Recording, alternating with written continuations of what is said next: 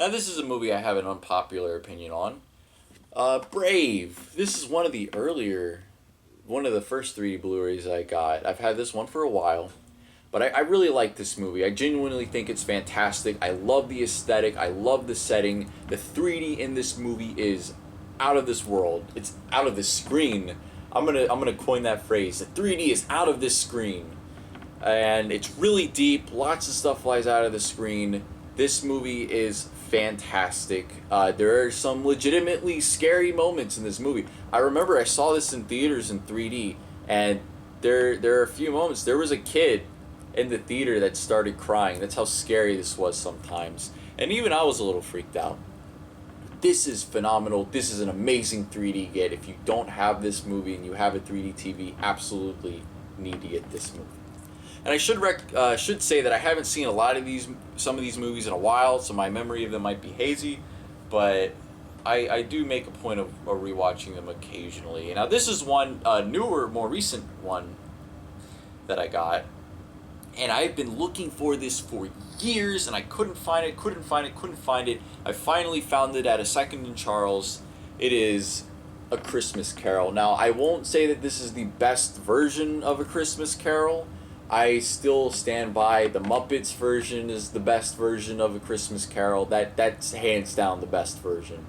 Muppet stuff is really good. But this is a fantastic 3D version. This movie in 3D, and I hate that I missed the IMAX 3D of this. It would have been insane. I've heard stories from people that saw it in IMAX 3D, and they said it was wild. There are scenes that you literally feel like you're flying. But this movie is scary, man. It is haunting, and that's not a pun on ghosts. Jim Carrey does a great job. He voices all the ghosts. He plays the main character, Scrooge.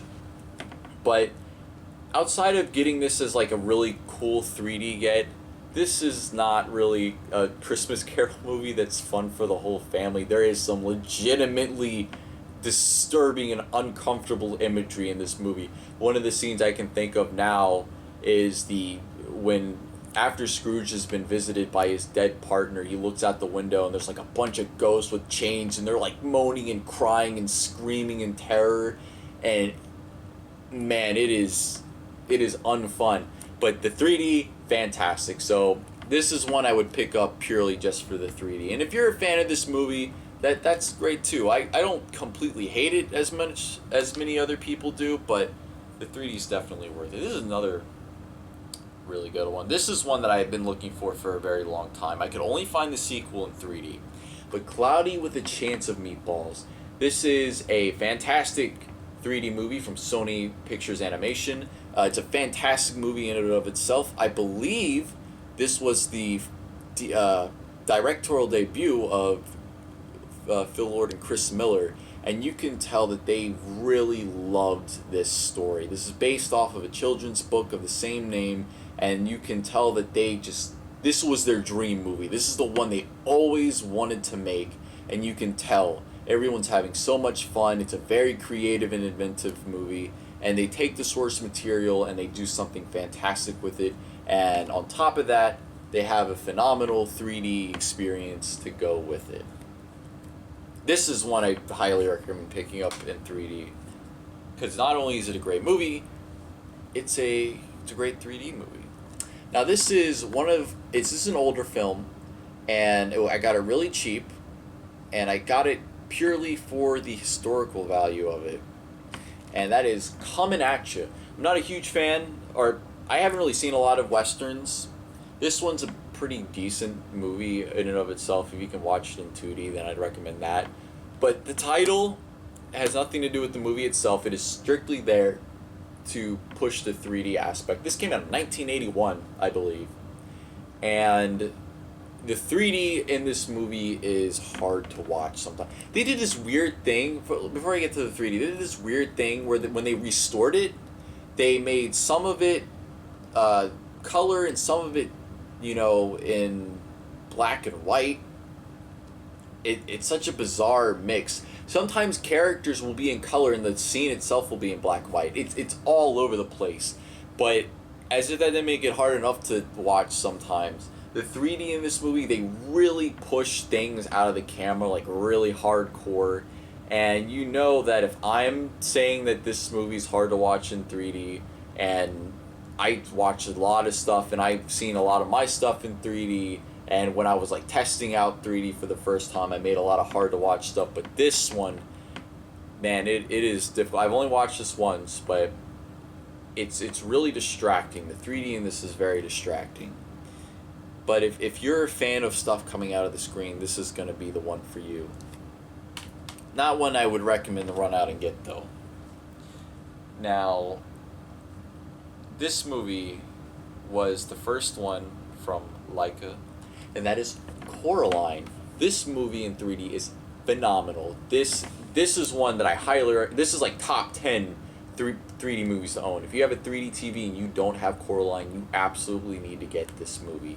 This movie, along with one other one from Leica that I'll talk about, was actually shot in 3D. They did a lot of tests and they figured out how to use one camera to do 3D pictures. They would like take one picture and then they would slightly move the camera over and take another one. And it shows they really used the 3D to tell a story. There's a lot of deepness, a lot of volume, and a lot of stuff coming out of the screen.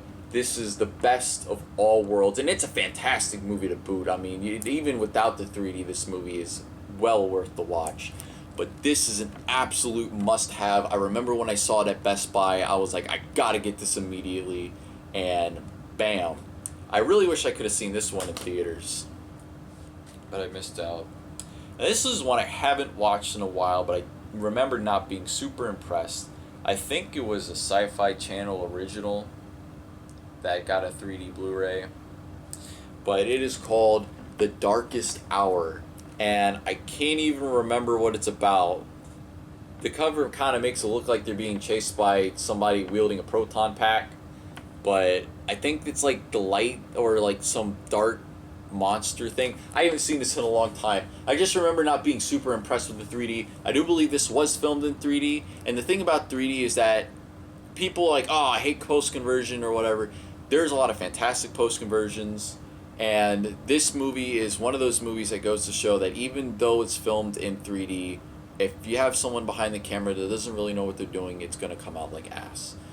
Like I said, I haven't seen this in a while. I might change my opinion if I see it again, but I just remember not being super interested in it, and the 3D not being that great. So it was cheap, though. That's why I picked it up. So yeah, you guys can check that out. I used to be a native 3D purist, and I still think that native 3D is the best way to capture, but I can understand why post-conversion is necessary. It's a lot of bloom. It's a very nice day outside.